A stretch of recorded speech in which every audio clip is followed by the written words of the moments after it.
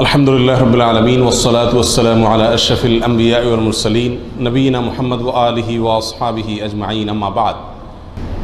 সম্মানিত ভাই বন্ধুগণ, আজ আমরা আলোচনা করব এমন কিছু হতভাগা ব্যক্তি আছেন যেই হতভাগা লোকেরা যত নেক আমল করুক না কেন আল্লাহ সুবহানাহু ওয়া তাআলার কাছে তা কবুল হয় না, গ্রহণ হয় না।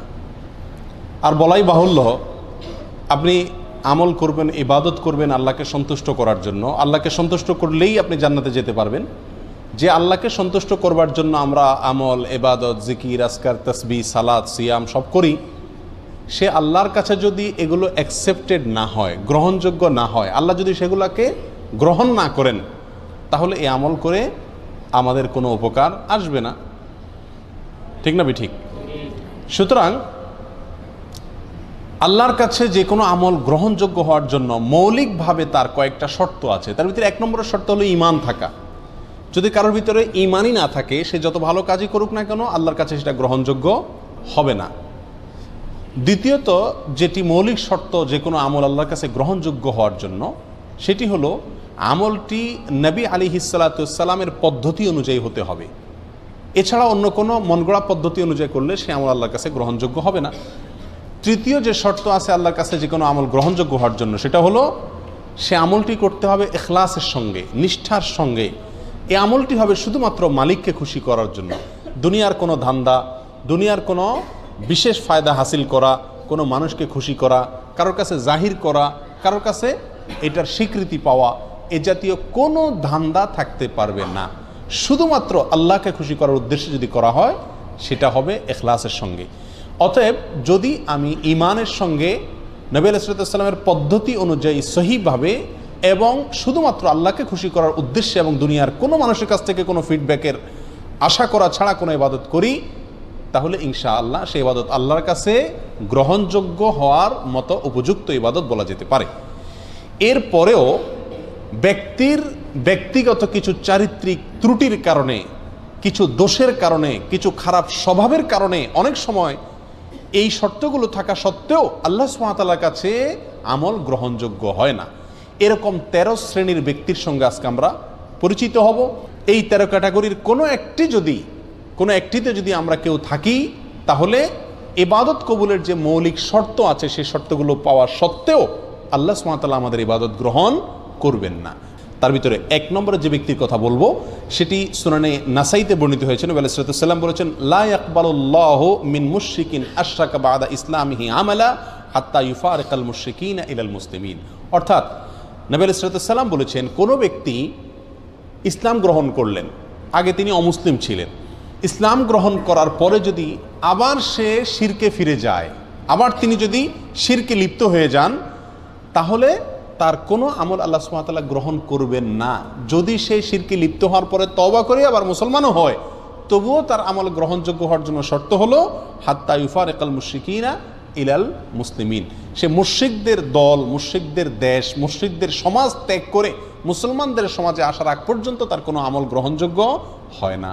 তাহলে একজন অমুসলিম, তিনি মুসলিম হলেন, ইসলাম গ্রহণ করলেন, ইসলাম গ্রহণ করার পরে আবার তিনি অমুসলিম হয়ে গেলেন, এরপর যদি আবার তিনি মুসলমান হয়ে যানও কিন্তু অমুসলিমদের মধ্যেই তিনি অবস্থান করেন, তাহলে তার আমল আল্লাহ তাআলা গ্রহণ করবেন না। তার আমল গ্রহণযোগ্য হতে হলে তাকে মুসলমানদের সমাজে এসে প্রবেশ করতে হবে, বসবাস করতে হবে। এর ফলে সেই ইসলামের উপরে টেকা তার জন্য কি হবে? সহজ হবে। তাহলে আল্লাহর জন্য খারাপ সমাজ, মন্দ সমাজ ত্যাগ করে ভালো সমাজে আসা, এটা বান্দার নেক আমল কবুল হওয়ার জন্য অন্যতম একটি উপায় এবং মাধ্যম। আল্লাহ তাআলা আমাদের সবাইকে এই গুণটি অর্জন করার তৌফিক দান করুন। আমরা সবসময় ভালো সমাজে মুমিনদের সঙ্গে, মুত্তাকিদের সঙ্গে উঠা বসা, তাদের সাথে পরিচিত হওয়া, তাদের সাথে বন্ধুত্ব করা, তাদের সঙ্গে সব লেনদেন করা, কারবার করা, তাদেরকে অন্তরে জায়গা দেওয়া এবং জলছল করা, এটার চেষ্টা করব। তাহলে আমল আল্লাহ সুবহানাহু ওয়া তাআলার কাছে গ্রহণযোগ্যতা পাবে ইনশাআল্লাহ। আর এর বিপরীতে বিশেষ করে যদি কেউ ইসলাম গ্রহণ করার পরে যদি আবার শিরকে ফিরে যায়, তার কোনো আমল আল্লাহ তাআলা আর কবুল করেন না। যদি সে মুসলিমও হয়ে যায়, তবুও তাকে আমল আল্লাহর কাছে গ্রহণযোগ্য করাতে হলে মুসলমানদের সমাজে ফিরে আসতে হবে। তাহলে 1 নম্বর ব্যক্তি পেলাম যে ইসলাম গ্রহণ করার পরে আবার শিরকে চলে গেছে, তার আমল আল্লাহ তাআলা কি করবেন না? গ্রহণ করবেন না। গ্রহণ করবেন শর্ত হলো সে আবার মুসলমানদের মধ্যে ফিরে আসবে, ইসলাম গ্রহণ করবে। এই সমাজে চলে আসবে, তখন আল্লাহ তাআলা গ্রহণ করবেন। নাম্বার 2 এবং 3, 2 এবং 3 এই দুটো পয়েন্ট বর্ণিত হয়েছে আবু দাউদ এবং সহিহ ইবনে খাজামা বর্ণিত এক হাদিসের মধ্যে। নবী আলাইহিস সালাম এখানে এই হাদিসে 2 ব্যক্তির কথা বলেছেন, যে 2 ব্যক্তির আমল আল্লাহ সুবহানাহু ওয়া তাআলা কি করবেন না, কবুল করবেন না। কারা তারা? নবী আলাইহিস সালাম বলেছেন, লা ইয়াকবালুল্লাহু সালাতান বিগাইরি তাহুরিন। এটা হলো দ্বিতীয় ব্যক্তি। ওই ব্যক্তির সালাত আল্লাহ সুবহানাহু ওয়া তাআলা কবুল করবেন না যে সালাত পড়তেছে পবিত্রতা অর্জন করা ছাড়া। তার মানে পবিত্রতা অর্জন করা সালাতের জন্য পূর্ব শর্ত। এখন যদি পবিত্রতা অর্জনের ত্রুটি থাকে, কোথাও শুকনা থাকে, ভালো করে ওযু না করেন, ভালো করে গোসল না করেন, তাহলে আপনার এই সালাত হবে না। এই সালাত আবার পুনরায় করতে হবে, এটা বিশুদ্ধই হবে না, আল্লাহ তাআলার কাছে এটা অ্যাকসেপ্টেডই হবে না। তাহলে সালাত এটা আদায় করার জন্য, এটা কবুল হওয়ার জন্য পূর্ব শর্ত হলো পবিত্রতা থাকা। সম্প্রতি একটা ভিডিও ক্লিপ, ছোট ভিডিও ক্লিপ আপনারা অনেকেই দেখেছেন হয়তো, অনলাইনে প্রচুর পরিমাণ ছড়িয়ে গেছে। সেটা হলো হারামে মক্কায় ভারতের 2 জন লোক, ইন্ডিয়ার 2 জন লোক, তারা উমরা বা হজ করার জন্য আসছেন দেখা যাচ্ছে ভিডিওতে, এবং জামাত দাঁড়ায় গেছে হারামে। এখন আশপাশে হয়তো অজুর জায়গা ধারে কাছে নাই, তো তারা এক জায়গায় এরকম শূন্যের মধ্যে কোনো পানিটাই নাই, এভাবে নিচ্ছে, কুলি করতেছে, হাত মুখ ধুইতেছে, পানি কিন্তু নাই। একটা ড্রাম বা বাক্সর সামনে এরকম হাত দিচ্ছে, মুখে মুছতেছে, মানে মনে মনে অজু করতেছে, অথচ পানি নাই। তাদেরকে আশপাশে অনেকে বোঝানোর চেষ্টা করছে যে ভাই পানি তো নাই, তোমরা কি অজু করতেছো। তারা এটা নিয়তে অজু করে ফেলতেছে। তাহলে এইভাবে যদি কেউ অজু করে তার সালাত কবুল হবে না। অপবিত্র ব্যক্তির সালাত নামক ইবাদত আল্লাহ কি করবেন না, কবুল করবেন না। এটা হলো দ্বিতীয় ব্যক্তি যার সালাত বা ইবাদত কি হবে না, কবুল হবে না। অতএব ভালোভাবে উত্তম রূপে ওযু এবং গোসল করতে হবে। নাম্বার 3, ওয়ালা সাদাকাতা মিন গুলুল। আমাদের সমাজে আজ হালাল ইনকাম করা মানুষ, হালাল উপার্জন করা মানুষ সোনার হরিণ হয়ে গেছে ভাই। আলহামদুলিল্লাহ, দানকারী মানুষের অভাব নেই, সবাই টুকটাক দান করার চেষ্টা করে। কিন্তু এই হাদিসটি জানার পরে দান করার চাইতে ইনকাম যেন হালাল থাকে সেদিকে আমরা বেশি গুরুত্ব দেব। নবী আলাইহিস সালাম বলেছেন, ওয়ালা সাদাকাতা মিন গুলুল। অবৈধ সম্পদ আত্মসাৎ করে যে সম্পদ কামাই করেছেন, হারাম উপায়ে যে সম্পদ কামাই করেছেন, সেই সম্পদ দিয়ে যদি আপনি সাদকা করেন, দান করেন, এই দান কবুল হবে না, এটা আল্লাহর কাছে গ্রহণযোগ্য হবে না। তাহলে তৃতীয় ব্যক্তি হলেন ওই ব্যক্তি যে ব্যক্তি হারাম পথে উপার্জন করেন, তার দানের ইবাদত আল্লাহ কি করবেন না, কবুল করবেন না। নাম্বার 4 নম্বর, যার আমল ইবাদত কবুল হবে না, বিশেষ করে সালাতের কথা বলা হচ্ছে এখানে, সালাত কবুল হবে না, তিনি হলেন ওই মহিলা যে মহিলা সালাত আদায় করছেন অথচ তিনি খেমার পরেন নাই, অর্থাৎ ওড়না পরেন নাই। সুনান আবু দাউদের হাদিসে আসছে, নবী সাল্লাল্লাহু আলাইহি ওয়াসাল্লাম বলেছেন, লা ইয়াকবালুল্লাহু সালাতা হাইদিন ইল্লা বিখিমার। প্রাপ্ত বয়স্কা মহিলা তিনি যদি সালাত আদায় করেন তো তার সালাত আল্লাহ সুবহানাহু ওয়া তাআলা কি করবেন না, কবুল করবেন না, যদি তার মাথায় কি না থাকে, ওড়না না থাকে। অর্থাৎ যেভাবে সতর ঢেকে সালাত আদায় করা দরকার সেভাবে যদি সতর না ঢাকা হয় তাহলে তার সালাত হবে না। আমাদের সমাজে বেশিরভাগ মা বোনেরা না জেনে না বুঝে এমনভাবে সালাত আদায় করেন, এমন পোশাকে সালাত আদায় করেন যেই পোশাকে সালাত হয় না, এবং শত শত হাজার হাজার লক্ষ লক্ষ মা বোনরা এভাবে সালাত আদায় করেন বলে আমি জানি। আমাদের পুরুষদের দায়িত্ব তাদেরকে শিখিয়ে দেওয়া। মেয়েদের সালাত বিশুদ্ধ হওয়ার জন্য পূর্বশর্ত হলো সালাতের মধ্যে সতর ঢাকতে হয়। পুরুষরা পুরুষদের পরিমাণে, মহিলারা মহিলাদের সতর ঢাকতে হয়। মহিলাদের সালাতের মধ্যে সতর হলো তার মুখমণ্ডল ছাড়া, এবং অনেক ওলামা ইকরাম বলেছেন 2 হাতের কবজি ছাড়া এবং 2 পায়ের পাতা ছাড়া, কেউ কেউ পাতাকেও যোগ করেছেন। আর বাকি পুরা শরীর ঢাকতে হবে। মাথার চুল সেটাও দেখা যেতে পারবে না, খোলা থাকতে পারবে না। কাঁধ, বুক, পিঠ কোনো কিছু খোলা থাকতে পারবে না। হাতের বাজু, গোছা, বাজু, বাহু কোনো কিছু খোলা থাকতে পারবে না। এখন আমাদের দেশে আগে প্রচলিত ছিল, এখনও কোনো কোনো বৃদ্ধ মহিলাকে দেখা যায় সাদা শাড়ি আছে, নামাজের শাড়ি বলে, এটা নামাজের কাপড় আলাদা। তো শাড়ি পরলে, একে তো সাদা শাড়ি এমনিই পাতলা দেখা যায়, আবার শাড়ি পরলে শরীরের অর্ধেকের বেশি এমনিই চেষ্টা করলেও ঢাকা যায় না। এই জন্য শাড়ি পরে সালাত আদায় করা উচিত না। যদি আপনি শাড়ি পরার পরেও আপনি নিজেকে ওইভাবে সামলাতে পারেন তো করেন, সেটা আপনার ব্যাপার। তবে মনে রাখতে হবে সালাতের জন্য মাথার উপরে একটা স্পেশালি বড় ওড়না বানায় নেওয়া উচিত, যে ওড়না পুরো শরীরকে ঢেকে দিবে একেবারে, এবং তার ভেতরে যথেষ্ট প্রশস্ত থাকবে, এর ভিতরে হাত নাড়াচাড়া করা সহজ হবে। এক কথায় 4 নম্বর, ওই ব্যক্তি যার সালাত কবুল হবে না আল্লাহর কাছে, তিনি হলেন প্রাপ্তবয়স্কা নারী তিনি মাথার উপরে ওড়না দেওয়া ছাড়া যদি কি করেন, সালাত আদায় করেন, অথবা ওড়না দিলেন কিন্তু সে ওড়নাটা তার পুরো যেভাবে ঢাকা দরকার সেভাবে ঢাকলো না। আল্লাহ তাআলা আমাদেরকে, আমাদের মা বোনদেরকে সঠিকটা বুঝার তৌফিক দান করুন। নাম্বার 5 নম্বর, এটাও মেয়েদের প্রসঙ্গেই, ওই মেয়ের সালাত কবুল হবে না, আল্লাহ সুবহানাহু ওয়া তাআলা তার সালাতকে গ্রহণ করবেন না, অ্যাকসেপ্ট করবেন না, যেই মেয়ে সালাত পড়ার জন্য মসজিদে গেছেন সুগন্ধি ব্যবহার করে, স্প্রে করে শরীরের মধ্যে বা কাপড় চোপড়ে স্প্রে করে বা সুগন্ধি জাতীয় কোনো কিছু ব্যবহার করে তিনি মসজিদে গেছেন। এই যাওয়ার ফলে আল্লাহ সুবহানাহু ওয়া তাআলা ওই মসজিদে গিয়ে যত ইবাদতই করুন না কেন, আল্লাহ তাআলা তার সালাত কি করবেন না, কবুল করবেন না। এ বিষয়ে বহু হাদিসের কিতাবে হাদিস আসছে, তার ভিতরে একটা আমরা উল্লেখ করছি যেটি সহিহ খুজামা ইবনে খুজামাতে বর্ণিত হয়েছে। নবী সাল্লাল্লাহু আলাইহি ওয়াসাল্লাম বলেছেন, লা ইয়াকবালুল্লাহু মিন ইমরাতিন সালাতান, ওই মহিলার সালাত আল্লাহ কবুল করবেন না, খারাজাত ইলাল মসজিদি, যে মহিলা মসজিদে বের হয়েছেন, ওয়ারিহুহা তাসিফু, অথচ তার গায়ের যে সুগন্ধ এটা বাতাসে ছড়িয়ে দিচ্ছে অন্যদের নাকে, পুরুষদের নাকে, হাত্তা তারজিআ ফাতাগতাসিলা, সে বাসায় এসে গোসল করে, অর্থাৎ এই গন্ধ তার শরীর থেকে দূর করার আগ পর্যন্ত তার সালাত আল্লাহ তাআলা কি করেন না, কবুল করেন না। প্রিয় ভাই বন্ধুগণ, আজকাল মেয়েরা সুগন্ধি ব্যবহার করেন বাইরে যাওয়ার সময়, বাসায় যেখানে স্বামী আছেন এখানে বেশি সুগন্ধি ব্যবহার করে থাকা দরকার, বরং এখানে থাকে যেমনি সেমনি, বাইরে গেলে খুব জোরসোরে স্প্রে করে। তো এটা অনুচিত। অন্য পুরুষকে নিজের প্রতি আকৃষ্ট করা, অন্য পুরুষকে মনে মনে জানা করতে আহ্বান করার শামিল এই স্প্রে করা, যে স্প্রে সুগন্ধি জাতীয় স্প্রে, এটা করে মহিলারা বাইরে যেতে পারবে না। এখানে চিন্তা করার বিষয়, মসজিদে যাচ্ছেন সালাত আদায় করার জন্য, তিনি যদি আপনার সুগন্ধি জাতীয় কোনো কিছু ব্যবহার করে যান এবং তার সুগন্ধি অন্যদের নাকে যায়, পুরুষদের নাকে যায়, এবং পুরুষরা বাজে চিন্তা করার সুযোগ তৈরি হয়, সেটার যদি এরকম কঠিন শাস্তির কথা বলা হয়ে থাকে, কঠোর সতর্কবাণীর কথা বলা হয়ে থাকে, তাহলে যারা বাজারে, মার্কেটে ঘোরার জন্য, বেড়াতে যাওয়ার জন্য, পার্টিতে, বিয়ে শাদিতে যাওয়ার সময় এসব সুগন্ধি লাগায় যাচ্ছেন, তাদের পরিণতি কত ভয়াবহ হতে পারে আল্লাহ তাআলাই ভালো জানেন। আল্লাহ আমাদের মা বোনদেরকে সঠিক পথে, শুদ্ধতার পথে, সুস্থতার পথে ফিরে আসার তৌফিক দান করুন। সময়ত ভাইয়েরা, 6 নম্বর, 7 নম্বর, 8 নম্বর, এক হাদিসে 3 ব্যক্তির কথা একসঙ্গে বলা হয়েছে যাদের সালাত আল্লাহ সুবহানাহু ওয়া তাআলা কি করেন না, কবুল বা গ্রহণ করেন না। আর সে হাদিসটি বর্ণিত হয়েছে সহিহ ইবনে হিব্বানে, ইবনে মাজাহ এবং আরও কয়েকটি হাদিসের কিতাবে। নবী আলাইহিস সালাতু ওয়াস সালাম বলেছেন, সালাসাতুন লা তারতাফিউ সালাতুহুম ফাওকা রুউসিহিম শিবরা, 3 ব্যক্তি আছে যারা নামাজ পড়লে তাদের নামাজটা মাথার 1 বিঘত উপরে উঠে না, আল্লাহর আরশ পর্যন্ত যাওয়া তো পরের কথা, অর্থাৎ তাদের এই সালাত আল্লাহর কাছে কবুল হয় না। সেই লোক কারা? হতভাগা। রাজুলুন আম্মা কওমান ওয়া হুম লাহু কারিহুন, 1 নম্বর হলেন ওই ব্যক্তি, যে ব্যক্তি কোনো এলাকার মানুষের মসজিদের ইমাম, তিনি ইমামতি করেন, অথচ মুসল্লিরা তার উপরে অসন্তুষ্ট। অসন্তুষ্ট বলতে ন্যায়সঙ্গত কারণে অসন্তুষ্ট। আজকাল তো হুজুররা চলা একটু বাঁকা হইলেও পাবলিক বলে না, হুজুর পছন্দ না।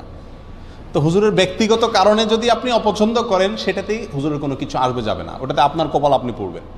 কিন্তু যদি যুক্তিসঙ্গত কারণে লোকটা বেদাতি, লোকটা খারাপ মানুষ, লোকটার ভিতরে কোনো বদভ্যাস আছে, সেই কারণে যদি পাবলিক তার প্রতি অসন্তুষ্ট থাকে, তাহলে এই ব্যক্তি জেনে শুনেও পাবলিক আমার উপর অসন্তুষ্ট, আমার কোনো চরিত্রের দোষের কারণে, তারপরেও সেই ইমামতির আসন ধরে আছে, আঁকড়ে আছে, তো এই ব্যক্তির উপরে, এই ব্যক্তির ব্যাপারে এই কথা আসছে যে তার সালাত তার মাথার 1 বিঘত উপরেও উঠে না, অর্থাৎ আল্লাহর কাছে কবুল হয় না। নাম্বার 2, ওয়ামরাআতুন বাতাত ওয়া যাওজুহা আলাইহা সাখিত, ওই মহিলা যিনি সারাটি রাত কাটিয়ে দিলেন অথচ সারা রাত তার স্বামী তার উপরে অসন্তুষ্ট। আমাদের মা বোনদের মধ্যে এই সমস্যাটা ঘরে ঘরে কম বেশ আছে। স্বামী স্ত্রী ঝগড়া লাগবেই, এটা চিরন্তন বিষয়। নবী আলাইহিস সালামের মতো মানুষ, তার সঙ্গে উম্মাহাতুল মুমিনিন রাদিয়াল্লাহু তাআলা আনহাদের সাথেও মনোমালিন্য তৈরি হয়েছে। নবী আলাইহিস সালাম রাগ করে মসজিদে যান নাই, বাসায় যান নাই, মসজিদে শুয়ে রয়েছেন, ওমর রাদিয়াল্লাহু তাআলা এসে মধ্যস্থতা করে মিলিয়ে দিয়েছেন। এই ঘটনা ঘটছে। উম্মাহাতুল মুমিনিন একদিকে, নবী আলাইহিস সালাম একদিকে, তাদের জীবনে যদি এটা হয় তাহলে বোঝা গেল স্বামী স্ত্রীর জীবনে ঝগড়া, কথা কাটাকাটি, ভুল বুঝাবুঝি এগুলো হবেই হবে, এর কোনো চারা নাই। পাতিল দুটো একসাথে থাকলে বাড়ি খাবেই। কিন্তু আমাদের বোনদেরকে খেয়াল করতে হবে, যেহেতু আমাকে আল্লাহর সন্তুষ্টি অর্জন করতে হবে, আমার ইবাদত আল্লাহর কাছে কবুল করাইতে হবে। অতএব রাগ করে আপনি থাকেন, কিছু সময় থাকেন, সমস্যা নাই, সারাটা রাত স্বামীর উপরে রাগ করে আপনি থাকিয়েন না। অন্তত রাতের কিছু অংশ গেলে রাগটা মিটানোর চেষ্টা করেন। যদি স্বামী অন্যায়ভাবে রাগ করে থাকে, গায়ের জোর রাগ করে, সেটা ভিন্ন কথা। যাই হোক, তাহলে দ্বিতীয় হলেন ওই স্ত্রী যিনি সারাটি রাত কাটিয়ে দিলেন অথচ তার স্বামী তার কারণে তার উপরে কি অসন্তুষ্ট। যদি স্বামী অন্যায়ভাবে অসন্তুষ্ট হয় এবং তাকে সন্তুষ্ট করার কোনো জায়গা না থাকে, গোয়ার টাইপের হয়, তাহলে ভিন্ন কথা। 3 নম্বর, আব্দুন আবেক, ওই গোলাম বা কৃতদাস যে মালিক থেকে পালিয়ে গেছে অনুমতি ছাড়া, কোনো তার সাথে চুক্তি ছাড়া তার থেকে পালিয়ে গেছে। কোনো কোনো বর্ণনা আসছে ওই দুই ভাই, যেই দুই ভাই নিজেদের মধ্যে মারামারি বা কাটাকাটিতে লিপ্ত। তাহলে এই হাদিসে 3 ব্যক্তির কথা আমরা পেলাম, আর আগে 5 জনের কথা বললাম, তাহলে মোট 8 জনের কথা পেলাম যাদের সালাত বা ইবাদত আল্লাহর কাছে কি হয় না, গ্রহণযোগ্য হয় না। নাম্বার 9 নম্বর হলেন ওই ব্যক্তি, যে ব্যক্তি মদিনার মতো শহর, আল্লাহ নবী আলাইহিস সালামের মহব্বতের শহর, তার স্মৃতি বহনকারী শহর, পৃথিবীর দ্বিতীয় সবচেয়ে গুরুত্বপূর্ণ এবং পবিত্র শহর, যে শহর কিয়ামতের আগে দাজ্জালের ফিতনা থেকে পর্যন্ত মুক্ত থাকবে, যে শহরের বহু ফজিলতের কথা হাদিসে বর্ণিত হয়েছে, সেই শহরে যে ব্যক্তি ফিতনা ফাসাদ করবে, সেই শহরে যে ব্যক্তি অশান্তি সৃষ্টি করার অপচেষ্টা চালাবে, এই ব্যক্তির কোনো আমল, নফল আমল, ফরজ আমল কিচ্ছু আল্লাহ তাআলা গ্রহণ করবেন না। আপনারা কেউ বলতে পারেন এটাও কেউ করে, মদিনাতে কেউ এই অশান্তি করে? গত বছর রমজানেই তো হয়েছে, বোমা হামলা হয়েছে, না জানে কি জানে ফুটছে মসজিদে হারামের আশেপাশে কোনো একটা গাড়ির পার্কিংয়ে, গত বছর রমজানের শেষের দিকে হয়েছিল। তো এটা হতে পারে কোনো আল্লাহর বান্দা, আল্লাহ তাকে হেদায়েত দান করুক, এই ভুল পথে পা বাড়াতে পারেন। তার জন্য সাবধান বাণী, তার কোনো আমল আল্লাহ তাআলা নফল ফরজ কিচ্ছু গ্রহণ হবে না যদি আল্লাহ নবী সাল্লাল্লাহু আলাইহি সাল্লামের মদিনার শহরে কি করে, কেউ অশান্তি সৃষ্টি করে। আমরা কেউ বলতে পারি যে আমরা তো এটা করবো না, তাহলে এই ওয়াজ আমাদের দরকার নাই। না ভাই, মদিনাতে আমাদের যাদের যাওয়া পড়ে, আমরা যাওয়ার সুযোগ হয়, মদিনার শহরটার প্রতি আলাদা কেয়ার করা আমাদের সবারই দায়িত্ব। আপনি একটা কলা খেয়ে মদিনার রাস্তায় ফেলে দিলেন, এটাও তো মদিনার শহরটাকে আপনি নষ্ট করলেন। অতএব আপনি এই হাদিসের মধ্যে সরাসরি না পড়েন, কিন্তু কাছাকাছি ক্যাটাগরির আমল তো করলেন। মদিনা শহরের ক্ষেত্রে আমাদেরকে সচেতন থাকতে হবে যে আমার কোনো আচরণ, কোনো কাজ দ্বারা যেন মদিনা শহরের কোনো ক্ষতি বা শহরবাসীর কোনো ক্ষতি না হয়। একই সঙ্গে মক্কার ব্যাপারেও, যেহেতু মক্কাও হারাম, পৃথিবীর সবচেয়ে পবিত্র শহর, সেটারও পবিত্রতা রক্ষার জন্য চেষ্টা করতে হবে। যাই হোক, মূল হাদিসটি আমরা চলে আসি। হাদিসটি সহিহ মুসলিম সহ বিভিন্ন হাদিসের কিতাবে আসছে। নবী সাল্লাল্লাহু আলাইহি ওয়াসাল্লাম বলেছেন, আল মাদিনাতু হারামুন মা বাইনা আইর ইলা সাউর, মদিনা শহরটা সম্মানিত শহর। ফামান আহদাসা ফিহা হাদাসান, যে ব্যক্তি এই মদিনা শহরে কোনো দুর্ঘটনা ঘটাবে, আওয়া মুহদিসান, অথবা কোনো দুর্ঘটনাকারীকে আশ্রয় দিবে, ফাআলাইহি লানাতুল্লাহি ওয়াল মালাইকাতি ওয়ান নাসি আজমাইন, তার উপরে আল্লাহর লানত, ফেরেশতাদের লানত, সকল মানব জাতির লানত পড়ে তার উপরে। এবং লা ইয়াকবালুল্লাহু মিনহু ইয়াউমাল কিয়ামাতি আদলান ওয়ালা সারাফা, কিয়ামতের দিনে ওই ব্যক্তি যত আমল করে নিয়ে যাক না কেন, আল্লাহর কাছে তার কোনো ফরজ নফল কোনো আমল কি হবে না, গ্রহণযোগ্য হবে না। তাহলে মদিনা শহরে যে অশান্তি সৃষ্টি করে, তার জন্য এই পরিণাম যে তারও আমল, কোনো আমল আল্লাহ কি করবেন না, গ্রহণ করবেন না। এরপরে আসি 10, 11, 12, 3টা পয়েন্ট আসছে এক হাদিসে। আর হাদিসটি বর্ণিত হয়েছে সহিহুল জামের ভিতরে, তাবরানীদের ভিতরে আসছে। নবী সাল্লাল্লাহু আলাইহি ওয়াসাল্লাম বলেছেন, সালাসুন লা ইয়াকবালুল্লাহু লাহুম সারফান ওয়ালা আদলা, 3 হতভাগা ব্যক্তি আছেন যাদের কোনো ফরজ নফল কোনো আমল আল্লাহ সুবহানাহু ওয়া তাআলা, নফল বা ফরজ কোনো আমল আল্লাহ তাআলা গ্রহণ করবেন না। কারা তারা? নাম্বার 1, আকুন, মা বাবার অবাধ্য সন্তান, মা বাবাকে কষ্ট দেয়, মা বাবার ন্যায্য দাবিকে মানে না, মা বাবার ন্যায়সঙ্গত নির্দেশকে ফলো করে না। বড় কঠিন একটা জায়গা, মানতেই হবে আল্লাহ এবং তার রাসূল সাল্লাল্লাহু আলাইহি সাল্লামের পরে যার নির্দেশ মানতে আমি বাধ্য, কে সে? আমার জন্মদাতা বাবা এবং মা। যতক্ষণ সাধ্যে কুলায় মানতে হবে, শুনতে হবে। আজ আমাদের অবস্থা হয়ে গেছে যে আমরা ওই যে এর আগে একটা হাদিস আপনাদেরকে শুনেছিলাম, 15টি বদভ্যাস যখন কোনো জাতির ভিতরে আসবে, তখন আল্লাহর গজব সেখানে সে জাতির উপরে চলে আসবে। তার ভিতরে একটা হলো, একটা সময় আসবে কিয়ামতের আগে মানুষ বউয়ের কথা শুনবে, মায়ের কথা শুনবে না, দোস্তকে সময় দিবে, বাপকে সময় দিবে না। আজকে সেই সময়টা এসে গেছে। আমাদের উচিত মা বাবার নির্দেশকে সর্বোচ্চ গুরুত্ব দিয়ে দেখা। আমরা জানি বৃদ্ধ বয়সে মা বাবা অনেক অযৌক্তিক নির্দেশ করবেন, মনে রাখতে হবে আপনি যখন ছোট শিশু ছিলেন তখন যত নির্দেশ করতেন মা বাপকে, যত কিছু চাইতেন, দাবি করতেন, তার সবগুলোই প্রায় কি ছিল? অযৌক্তিক ছিল। কিন্তু মা বাবা কখনো আপনার প্রতি বিরক্ত হন নাই।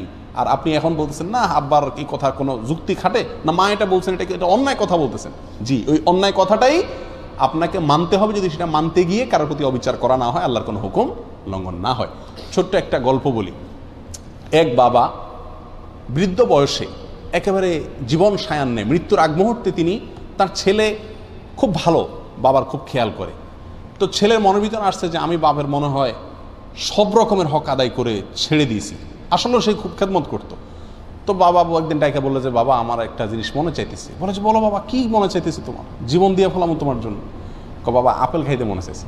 হ্যাঁ, এই একটা কথা হইলো। আপেল নিয়ে আসছে বাজার থেকে। আপেল নিয়ে আইসা ঝুড়িতে দিচ্ছে, বাবা তুমি খাও, কত খাইতে মনে চায়, শেষ হয়ে গেলে বলবো আবার এনে দেবো। বাবা বলে যে বাবা আমার তো ও যে পাহাড়টা আছে আমাদের বাড়ির পাশে, ওই পাহাড়ের উপরে উঠা ওখানে বসে আপেল খাইতে মনে চাইতেছে। ছেলে চিন্তা করলো, হায় রে বাপে, এই বুড়া বাপ হাঁটতে পারে না, মাথায় করে উঠাইতে হবে আপেল সহ।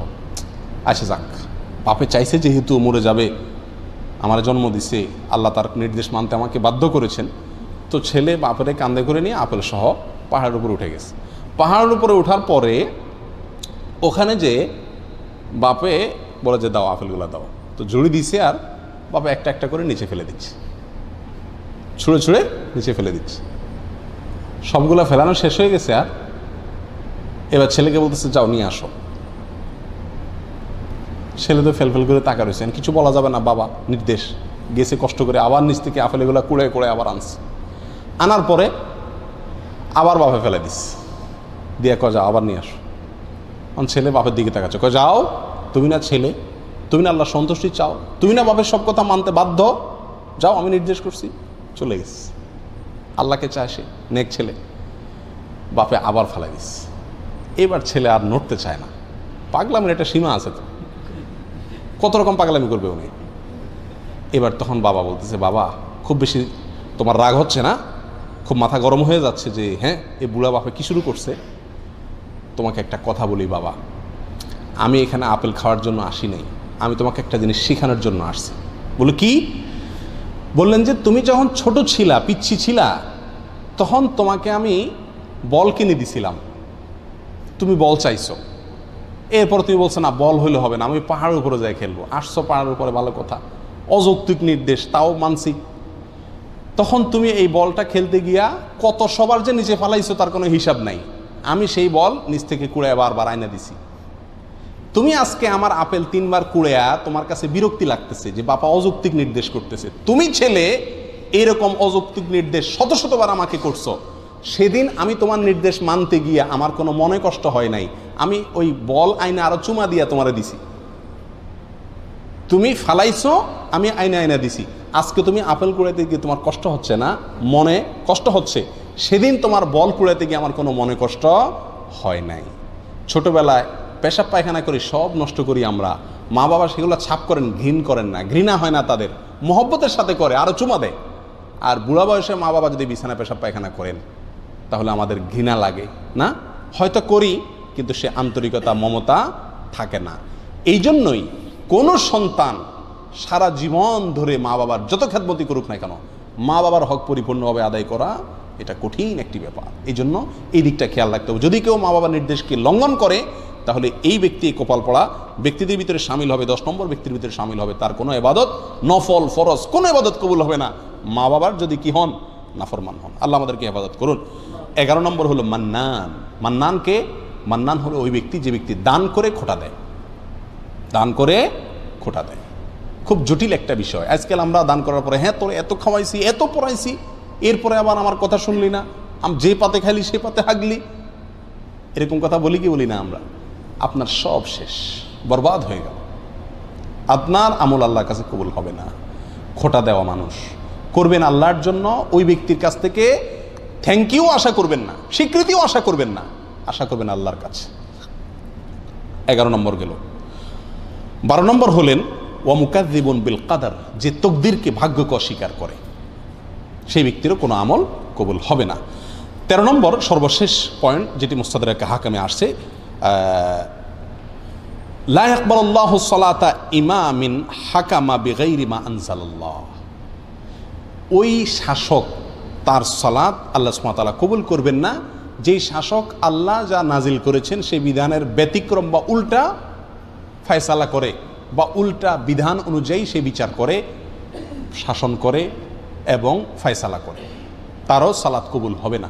এ হাদিসটি মুস্তাদরাকে হাকিমে আসছে।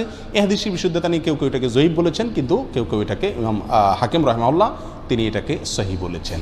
তাহলে 13 ব্যক্তিকে আমরা পেয়ে গেলাম যাদের সালাত অথবা নেক আমল আল্লাহর কাছে কি হয় না, গ্রহণযোগ্য হয় না। আল্লাহ তাআলা আমাদের সবাইকে এই 13 ক্যাটাগরি থেকে নিজেকে মুক্ত করার তৌফিক দান করুন।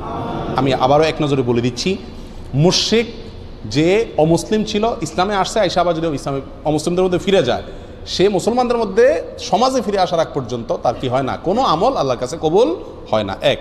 2 নম্বর হলো পবিত্রতা অর্জন করে না যে ব্যক্তি সঠিক উপায়ে, সেই ব্যক্তির সালাত কবুল হয় না। নাম্বার 3, যেই ব্যক্তি আত্মসাৎ করে অন্যায়ভাবে হারামভাবে টাকা কামাই করে দান করছে, তারও দান কবুল হবে না।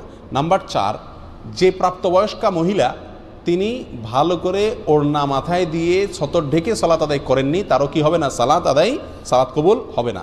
নাম্বার 5, যে মহিলা সুগন্ধি লাগায় মসজিদে গেছেন, বাহিরে গেলে তো আরও ভয়াবহ অবস্থা, সেই মহিলা ওই সুগন্ধি ধোয়ার আগ পর্যন্ত, গোসল করার আগ পর্যন্ত, দূর করার আগ পর্যন্ত তার সালাত আল্লাহর কাছে কি হবে না, কবুল হবে না। নাম্বার 6, ওই ইমাম যিনি মানুষের ইমামতি করলেন অথচ মুসল্লিরা তার উপরে ন্যায়সঙ্গত, যুক্তিসঙ্গত বা শরীয়তের দৃষ্টিতে কোনো কারণে অসন্তুষ্ট। নাম্বার 7, ওই মহিলা, ওই স্ত্রী যিনি সারাটা রাত কাটালেন অথচ স্বামী তার উপরে অসন্তুষ্ট, তিনি সন্তুষ্ট করার চেষ্টা করলেন না, অবশ্যই সেটা ন্যায়সঙ্গত উপায়ে এবং গোয়ার্তুমি করে নয়। নাম্বার 8, ওই কৃতদাস যে মালিকের অনুমতি ছাড়া ভেঙে গেছে, অথবা ওই দুই ভাই নিজেদের ভিতরে ঝগড়াঝাটিতে, মারামারিতে, কাটাকাটিতে লিপ্ত। নাম্বার 9, ওই কপাল পড়া যে নবী সাল্লাল্লাহু আলাইহি সাল্লামের শহর মদিনাতে অশান্তি সৃষ্টি করে অথবা অশান্তি সৃষ্টিকারীকে জায়গা দেয়, মদিনা শহরের পবিত্রতা নষ্ট করে। নাম্বার 10, ওই সন্তান যে মা বাবার অবাধ্য, নাফরমান, মা বাবার নির্দেশ অমান্যকারী। 11 নম্বর, ওই ব্যক্তি যে দান করে খোটা দেয়। 12 নম্বর, যে ব্যক্তি ভাগ্যকে বা তাকদীরকে অস্বীকার করে। আর 13 নম্বর, ওই শাসক যিনি আল্লাহর বিধান অনুযায়ী তার প্রজাদেরকে পরিচালনা করেন না। আল্লাহ তাআলা আমাদের সবাইকে এই 13 শ্রেণীর প্রত্যেকটা থেকে নিজেদেরকে মুক্ত করার তৌফিক দান করুন, এমনভাবে ইবাদত করার তৌফিক দান করুন যাতে আল্লাহর কাছে এটা গ্রহণযোগ্য হয়, কবুল হয়।